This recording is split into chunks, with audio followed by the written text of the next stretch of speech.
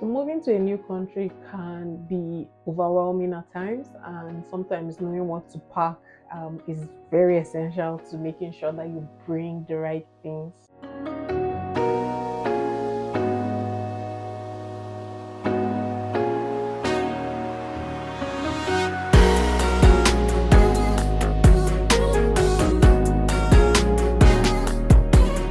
My name is Ify, and welcome to Niger Loving Canada Living.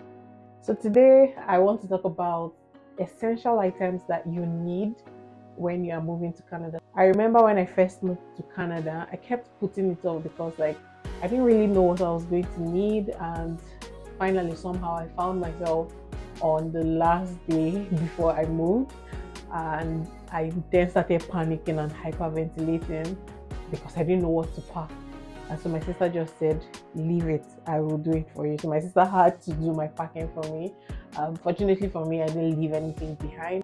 So I'll be telling you today about items that I think are important and that you should bring with you when you're coming to Canada.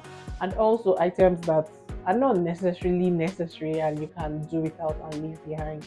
So the first thing I would start with would be your essential documents. Make sure that you have your essential documents. It is very important. So make sure you carry them with you on your person. So don't put it in your checked-in luggage. Make sure that you have them in your carry-on baggage as close to you as possible. The first thing obviously you would need would be your passport or your visa if you are coming in like maybe on a study permit or on a work permit, and also your COPR, that's confirmation of permanent residency if you are coming in as a permanent resident. So if you are coming in as a PR, you need that COPR because at that point you are not yet a permanent resident of Canada. That's the only thing that you need to prove that you have the authorization to be here as a permanent resident. So once they admit you in and you do all of that process, then you become a permanent resident. So make sure that you have a copy of your COPR with you. If you are married, make sure you come along with your marriage certificate. If you have kids, come around along with their birth certificate. Come along with your own birth certificate. These are documents that you might need down the line. I don't remember if I ever really used my birth certificate, but you never know. Just bring it and have it. Also have your educational certificates and transcripts. So if you're looking to go back to school, this might be applicable to you, but still bring it. You don't know. I don't think I have used my own in the amount of time that I've been here. I don't think I've even really seen it. But yeah, just have it handy. You don't know when you will need it, and you don't want to then start calling back to Nigeria and looking for somebody that will do express delivery for you. So make sure you have those with you. Then, if you are a Catholic, make sure to bring your children's baptismal card because like a lot of Nigerians come here and I noticed they like to send their children to Catholic school. So if you already have your children baptized, make sure to bring their baptismal card because it will be helpful for getting them registered in school, proving that they are Catholics.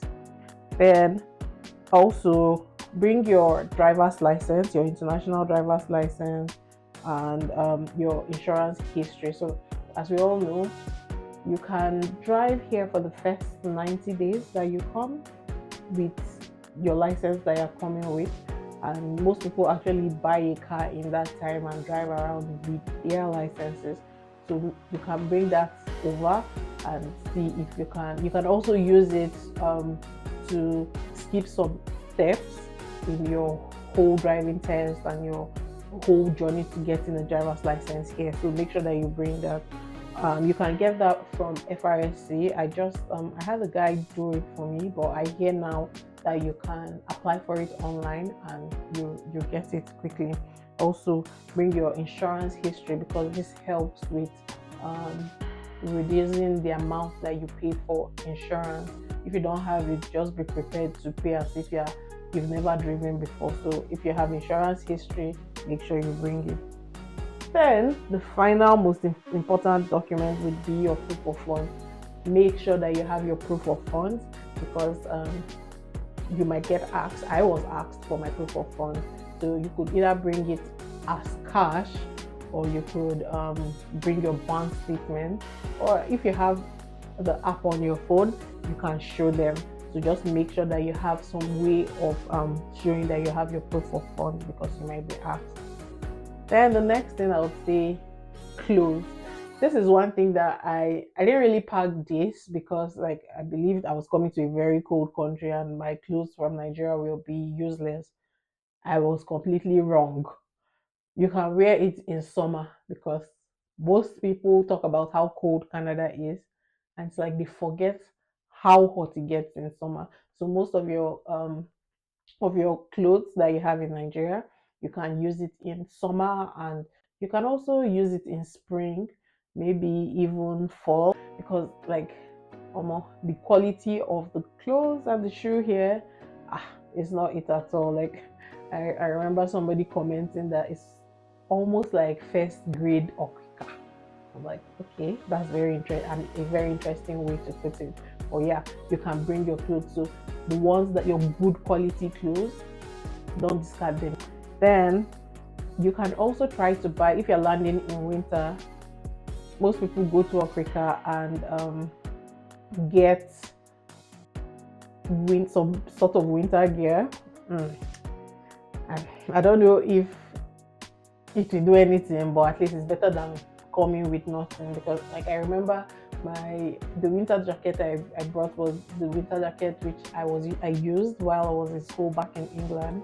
And the first thing that welcomed me to Canada was a cold. Like I caught a cold on my first day in Canada. When my friends saw me, like, what are you wearing? You're wasting your time. Or he just drove me straight to my Airbnb, dropped my box, and we came down and went to the mall, and he bought me a proper jacket and carried the one that I was wearing and threw it in the bin. So the next thing I'll talk about is food and kitchen essentials. I don't know why people are crazy about bringing in things from Nigeria as they are coming, trying to carry all the things, all the bubwe, when you can find most of the things that you want in the African store.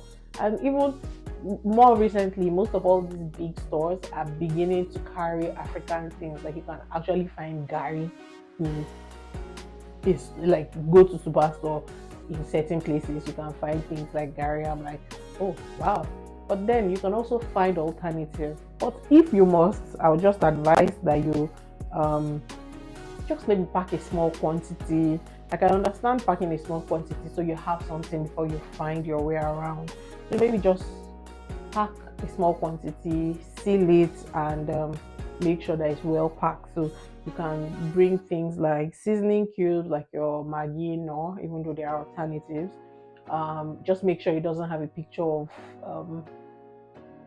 an animal. Make sure it's not like all those chicken flavor or beef flavor, because they will season if they see them.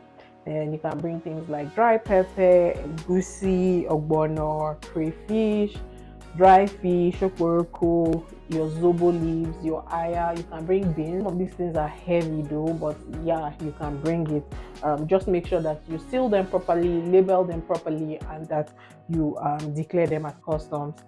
And one thing that I recently started doing is to bring back cooked food. Like I'll just have them cook like soups, stews for me, and like there's these beans that I love so much. I freeze it for like days before I travel. And once it's frozen, I pack it in freezer bags to make sure that it makes it all the way to Canada. And most of the time, it does make it. I also like to carry food on the plane, because I don't like plain food. So I just try to have like snacks, sandwiches, or things that can travel far. Then the next thing would be your electronics. So most of your electronics will most likely work here, but the truth is your charger might not, except maybe you bought it in America. So if you bought things in like Europe, your charger might not work here. So bring a universal adapter. This will help you to be able to charge your phone immediately. For people that buy used phones, just make sure that it is not stolen.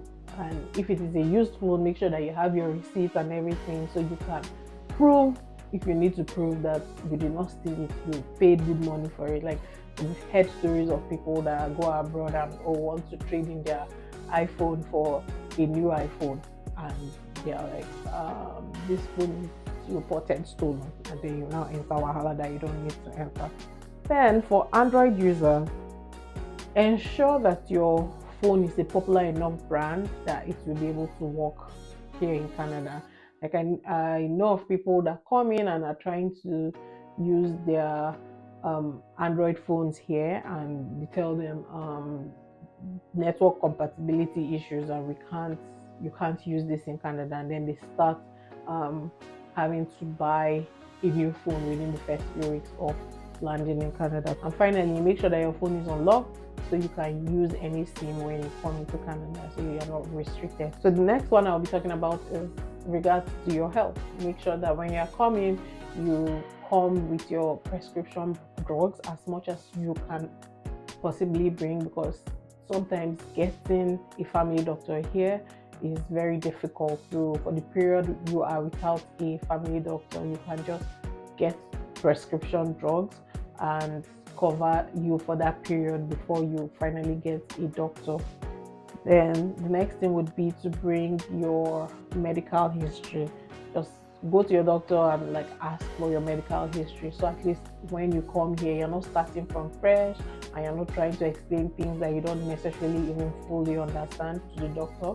With the note, they understand what they've been treating you for, or if they have been doing rubbish. Because like I remember going to see my dentist here, and they took a look at the root canal that I did in Nigeria, and the doctor was like, iffy, let me just advise you, just come to terms with the fact that this your teeth, I'm going to have to remove it, because this thing what they see for here, I'm not sure what it was. The next thing would be some miscellaneous items I think you should bring. Always have cash. This was one of the first things that I realized I should have brought with me. So I did have cash, but I had USD and pounds, like big notes, and it was useless to me because like I couldn't even buy food in the airport. Like it was cold and hunger that welcomed me to Canada. Like I was just looking at people eat, and I couldn't eat while I was waiting for my connecting flight.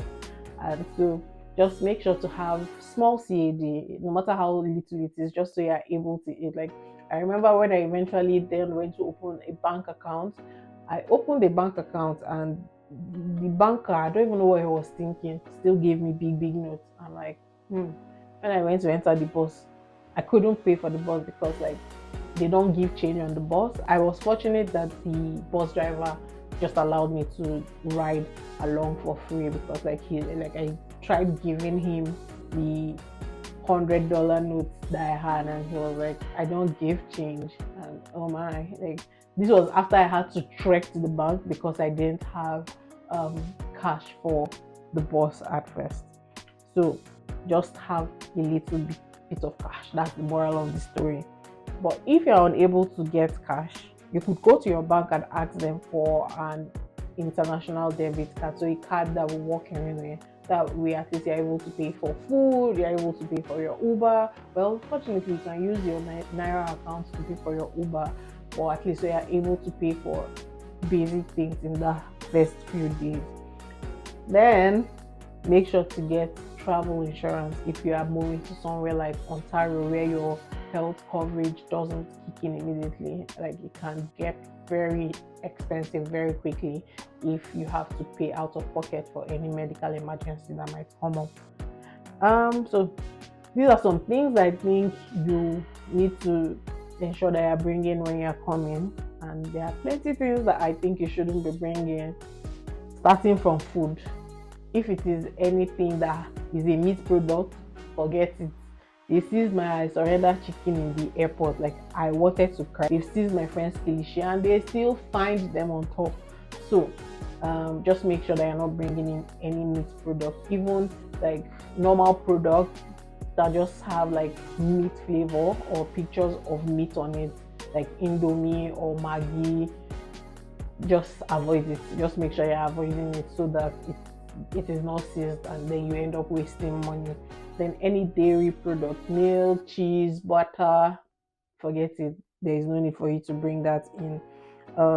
certain fruits are also not permitted. Like they also seized my avocado pear, but they let me in with mango. So just make sure that you're reviewing the CBSA website to make sure that you know the items you can bring in and items you cannot bring in. Like I've seen people bring in weird things. I've seen people bring in bed sheets. I'm like, really? Bed sheets? I've seen people bring in raw pasta. I'm like, pasta is like $1 in the store. Why buying raw pasta from Nigeria? I've seen people bring in raw red oil. I even understand red oil because maybe you say you don't like the quality of the one here. Like I've seen the weirdest of seeing people carrying rice, people carrying like mortar and pestle. I'm like I've seen people carrying pots and pans. I'm like, I don't understand. Is that people had excess space in your luggage? Because I've paid excess luggage before and I know how expensive it is. I wanted to cry that day in the airport. So like just leave those things at home. Furniture. I've seen people carrying furniture. People are very interesting people. But yeah, just make sure that you're just carrying things that you need. You are coming here to live here. How are you settling here if you carry your life from there here? And it gets expensive pretty quickly. So you would either have to throw those things out at the airport, or you will lose it, or you have to pay for excess luggage and come here and still throw some of the things away. So you'll just be angry every time. So just make sure that you're not carrying anything that will get you into trouble or anything that will be a lot of load for you. So just pack the most basic of things. So some of the tips that I have for you when crossing over at immigration would be to label your box clearly to identify what it is, especially if you are shipping things down. That's another option that people use. You can ship things down and then there's a form that you fill out and to just indicate that things are coming after you, basically, and you wouldn't have to be concerned with all the importation tax and all of that. Then be very honest at the customs desk if they ask you. Just make sure you're honest. I don't know, most people lie and they're able to get away with it, but for me, I believe in honesty. They have seen a lot, so they know most of the things that most of us bring in from our different countries. So just be honest. Some of these things they will allow, and the one that they wouldn't allow, they will tell you. Don't try to play a smart one and then they will find out, and then you will not have to pay a fine. Then finally, always make sure to have your important documents. Again, I'm saying this because it's very easy for it to get missing. In fact, if you can, scan all your important documents and save them to either Google Drive or a hard drive. What are some strange things that you've seen people bring in? I have seen quite a few. So let me know in the comment section if this video was helpful, and if there's anything that you want me to talk about next, please leave it in the comment section. Do not forget to like this video. Do not forget to share this video with your friends. Share it all over social media. But do not forget to subscribe to the channel and turn on the notification bell so you are notified each time I post a video. You can also follow me everywhere on social media. Thank you very much for watching today. You have a lovely rest of your day, morning, evening, whatever time of the day it is, wherever you are. Thank you and goodbye.